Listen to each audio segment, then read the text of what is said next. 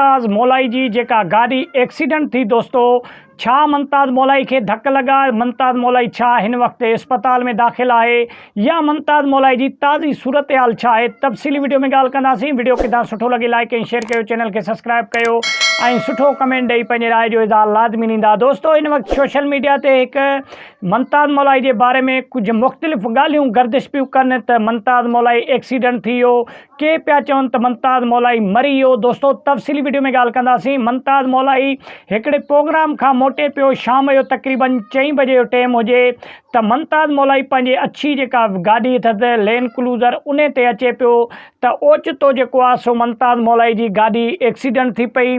तंहिंजे नतीजे में मुमताज़ मौलाई सां गॾु वेठल ॿिया कुझु माण्हू उन्हनि खे धक वग़ैरह लॻा ऐं मुमताज़ मौलाई खे बि अस्पताल में दाख़िल कयो वियो। दोस्तों मुमताज़ मौलाई खे बि धक थोरा घणा आहिनि, लेकिन नॉर्मल धक आहिनि। इन्हनि ॻाल्हियुनि में का बि सचाई कान्हे का त मुमताज़ मौलाई जेको आहे सो अस्पताल में दाख़िल आहे, मुमताज़ मौलाई खे हे थियो, अहिड़ी का बि ॻाल्हि कान्हे। मुमताज़ मौलाई खे उन टाइम ते जेको आहे सो अस्पताल वठी विया हुआ, जो उन जी सिटी स्क्रीन वग़ैरह करायूं ऐं डॉक्टरनि मुआइनो कयो त अहिड़ो ख़ुदा न ख़ास्ता को धक त कोन्हे जंहिंजे नतीजे में मुमताज़ मौलाई खे नुक़सानु पुॼे या छा।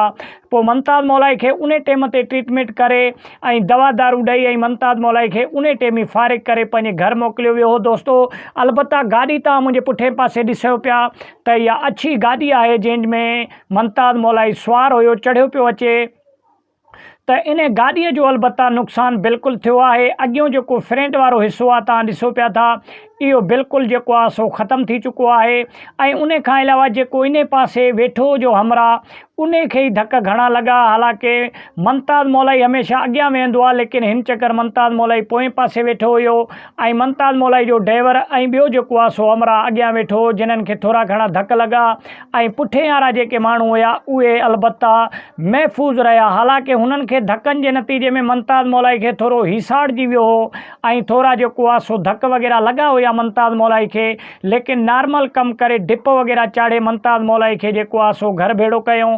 मुमताज़ मौलाई हिन वक़्तु बिल्कुलु ओके आहे। दोस्तों का बि ॻणती जोगी ॻाल्हि कान्हे का। अल्लाह ताला सिंध जा जेके फ़नकार आहिनि उन्हनि खे पंहिंजो हिफ़्ज़ो अमान में रखे। दोस्तों हालांकि मरण खां पोइ कंहिंजी मिटी त कमु न ईंदी आहे। हालांकि खोड़ सारा माण्हू जेको आहे सो कुझु इख़्तिलाफ़ी ॻाल्हियूं कंदा आहिनि, लेकिन असां इन बारे में का बि ॻाल्हि नथा कयूं। हालांकि इहा अपडेट ई जेका मूं तव्हांजे आॾो रखी। वीडियो खे तव्हां सुठो लॻे लाइक ऐं शेयर कयो, चैनल खे सब्सक्राइब कयो ऐं सुठो कमेंट ॾेई पंहिंजे राय जो इज़हार लाज़मी ॾींदा।